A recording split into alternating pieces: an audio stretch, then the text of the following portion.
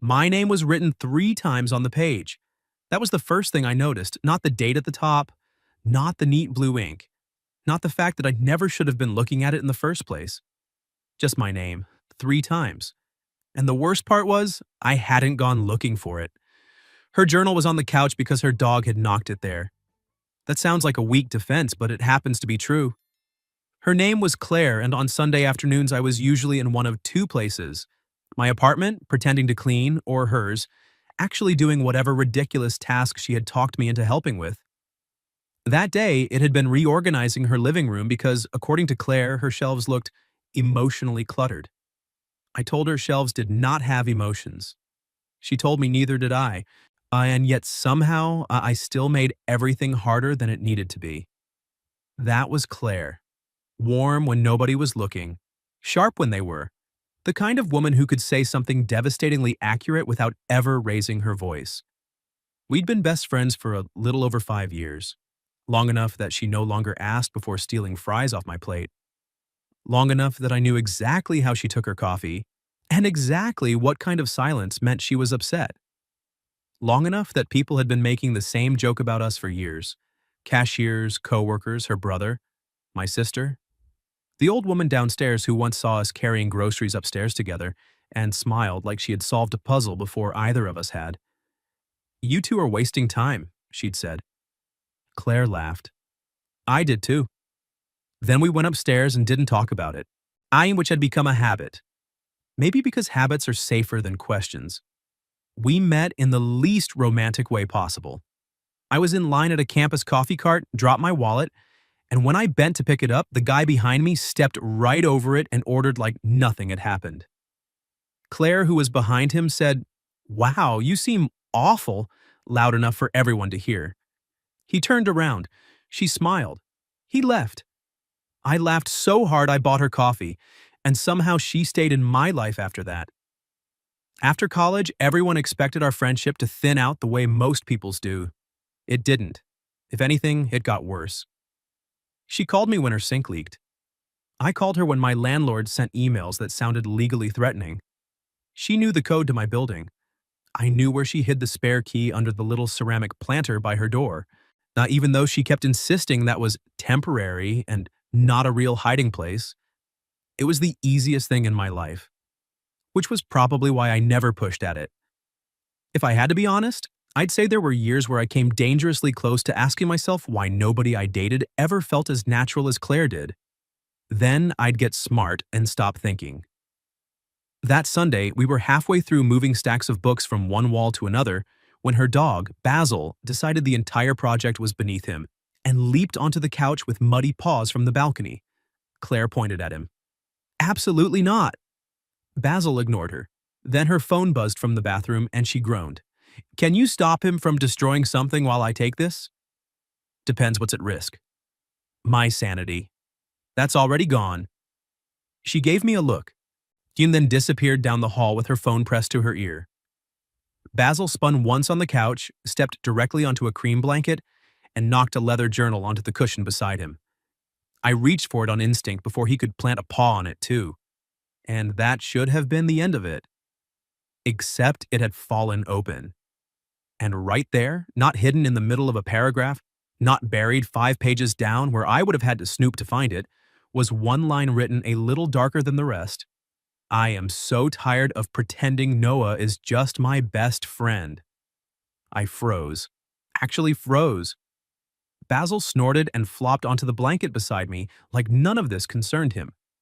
Claire's voice drifted faintly from the hallway, still talking on the phone, still completely unaware that my entire internal life had just split in half on her couch.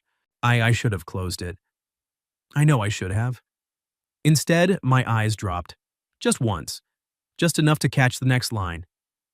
"He looks at me like I'm home and still has no idea what that does to me." There are moments when your brain doesn't do anything useful. That was one of them. Because suddenly, everything I had filed under friendship started moving. The way she always found one last reason for me to stay. The way she went quiet whenever I mentioned another girl. The way her face changed whenever someone joked about us, like she was trying very hard not to react in the wrong direction. And worst of all, the way the line felt less shocking than it should have. because some part of me had always known there was something here. I'd just been too careful to name it. Hey, Claire called from the hall. I looked up so fast I nearly dropped the journal. She was coming back now, phone in hand, expression distracted for exactly 1 second, until she saw me holding it. Then she stopped. Not dramatically, just completely. Her eyes moved from my face to the open page, then back to my face. And in that tiny, horrible silence, she knew. Not just that I had the journal, that I had seen the line. Her voice, when it came, was quiet enough to make it worse. Noah. I stood there with her dog at my feet, her journal in my hands, and no safe lie left in the room. The look on her face made lying pointless. Not because Claire was angry, because she was embarrassed in a way I had never seen on her before, and that somehow felt worse. I closed the journal immediately and set it on the coffee table like maybe that could undo the last 10 seconds. Claire, I said. She stayed in the hallway for a beat, phone still in her hand, then came the rest of the way into the living room and put it down on the shelf without taking her eyes off me. You read it. It wasn't an accusation. That would have been easier. I didn't mean to, I said. Basil knocked it open. Her dog lifted his head at the sound of his name, decided none of this required his involvement, and went back to doing absolutely nothing. Claire folded her arms. That is such a terrible defense. I know. She looked down at the journal, then at me again. How much? 2 lines. That answer mattered to her, I could tell. Her shoulders loosened just a little. Then she let out one quiet breath and said, That's still 2 lines too many. I know, I said again, softer this time. The room went still after that. Rain tapped lightly against the balcony door. The lamp in the corner threw that warm yellow light she always preferred over the overhead one. Everything looked exactly the same as it had 20 minutes ago. Nothing felt the same. Claire glanced toward the kitchen like she was considering escape. Then she looked back at me and said, You should probably say something. You want the truth? Her laugh was short and nervous. Given the circumstances, that feels fair. I rubbed a hand over the back of my neck, trying to find a version of this that didn't sound too late. I think the worst part is, I said, I wasn't as surprised as I should have been. Claire's expression changed. Not softer exactly. More careful. What does that mean? It means those lines didn't feel impossible, just obvious in a way I should have figured out sooner. She stared at me for a second. Noah, that is not a normal response to accidentally reading your best friend's emotional collapse. Despite everything, I smiled. That wasn't emotional collapse. It was journal honesty, which is worse. Fair. That got the faintest twitch at the corner of her mouth, but it disappeared quickly. I took a step closer. Can I say this badly and still get credit for trying? Claire exhaled and dropped her arms. You were already reading my private thoughts. I think we're past graceful. That was very Claire, and hearing it made this easier somehow. The line about pretending, I said, hit me because I think I've been doing the same thing, just without a journal. She went quiet. I kept going before I lost the nerve. I've spent a long time calling you my best friend like that, explained everything. Like that was the whole story. I glanced at the book still stacked all over her rug and gave a helpless little laugh. Meanwhile, I'm here every Sunday. I know where your spare key is. Your dog likes me more than he should. And every girl I've dated has felt temporary in a way you never have. Claire didn't move. Neither did I. The only sound in the room was Basil snoring against the couch cushion, like he was personally offended by emotional tension. Her voice when it came was very quiet. So why didn't you say anything? That answer was easy. Because you mattered too much. She looked down at that, then back up. I thought if I got it wrong, I'd lose the one person in my life that never felt uncertain. I held her gaze. And so I did the smart thing and acted dumb. Claire's mouth twitched again. That does sound like you. I know. This time she did smile, barely. It changed everything.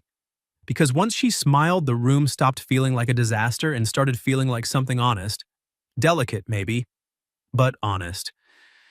She stepped closer too until the space between us felt intentional. You really mean that? She asked. Yes. Not polished, not dramatic, just true. I saw her believe me in pieces, in the way her shoulders eased, in the way her eyes stopped looking for the exit, in the way her voice softened when she said, I wrote that after your birthday. I frowned. My birthday? She nodded. You were so busy making sure everyone else had a good time that you barely sat down once. Then after everybody left, you stayed and helped me clean the kitchen even though it was your party. She gave a small, embarrassed shrug. You were standing there drying plates and smiling at me like it was the easiest place in the world to be. And I went home and wrote that I was in trouble. That landed somewhere deep. Because I remembered that night.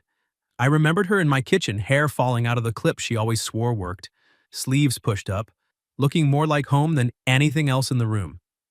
I should have known, I said. You should have, she agreed, then added quieter, but I also got good at not saying it out loud. I smiled. Not good enough, apparently. She groaned and looked at the journal. I cannot believe Basil is the one who broke me. He's had a long campaign. That made her laugh, real this time, and the sound of it pulled the last bit of tension out of my chest. Now that she was laughing, now that we were both still standing here and nothing had shattered, the truth felt almost simple. I reached for her hand, not fast, not like a question I was afraid of, just carefully. She let me take it right away. I don't want to pretend either, I said. Claire looked at our hands for a second, then back at me. That's a dangerous sentence? Probably. And if I ask what exactly you mean? I stepped in close enough to answer without raising my voice.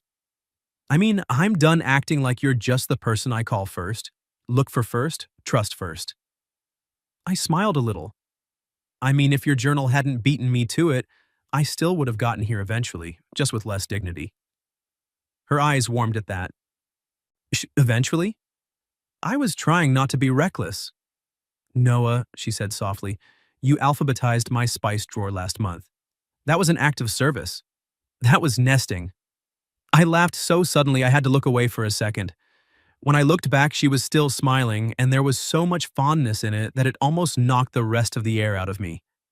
Then she asked, So, what happens now?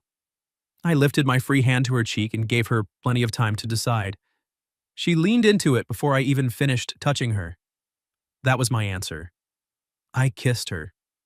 Not dramatically, not like something wild had happened. It felt quiet and overdue and exactly right, like the room had finally stopped holding its breath. When we pulled back, Claire rested her forehead lightly against mine and laughed under hers. Basil is going to be unbearable about this, she murmured. He already thinks he did all the work. He kind of did.